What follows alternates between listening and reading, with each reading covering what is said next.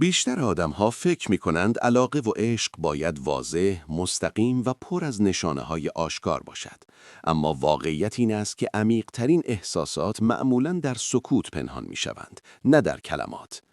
این متن درباره نشانه‌هایی است که کمتر دیده می‌شوند، رفتارها، مکث‌ها و سکوت‌هایی که اگر با آگاهی به آنها نگاه کنی، حقیقت احساسات یک زن را فاش می‌کنند.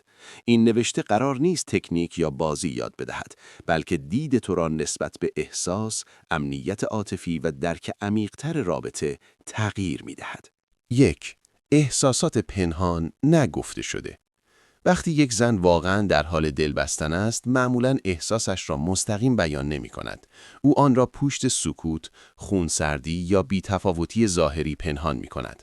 خیلی وقتها سکوت از هر حرفی صادق تر است. 2. سکوت زبان عشق است.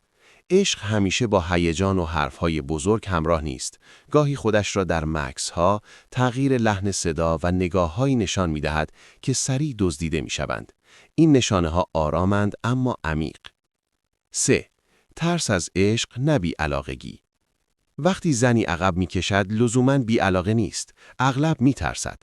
عاشق شدن یعنی آسیب‌پذیر شدن و این برای خیلی‌ها ترسناک است. 4.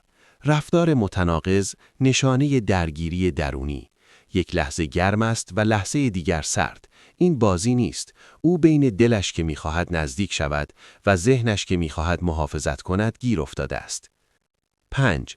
اشتباه رایج مردان. بیشتر مردان وقتی این فاصله را می‌بینند یا بیشتر فشار می‌آورند یا کاملاً کنار می‌کشند. هر دو واکنش ترس طرف مقابل را بیشتر می‌کند.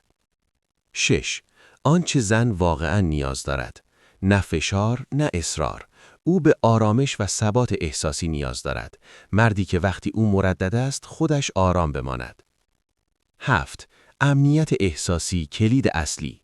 وقتی زن ببیند رفتار و انرژی تو حتی در سکوت تغییر نمی کند، کم کم احساس امنیت می کند. امنیت ترس را از بین می برد. 8. سکوت آزمون شخصیت توست.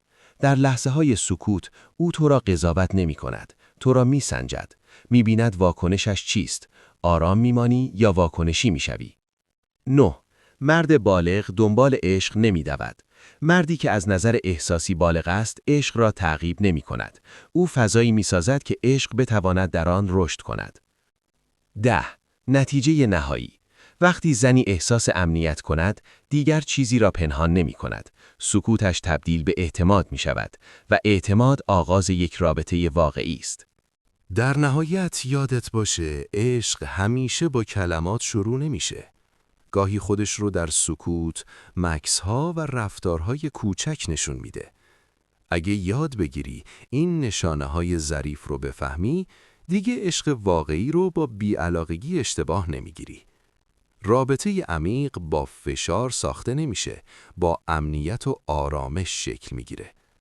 و اگر میخوای یاد بگیری چطور یک رابطه عاطفی مستحکم، سالم و ماندگار بسازی، کافیه کانال ما رو دنبال کنی.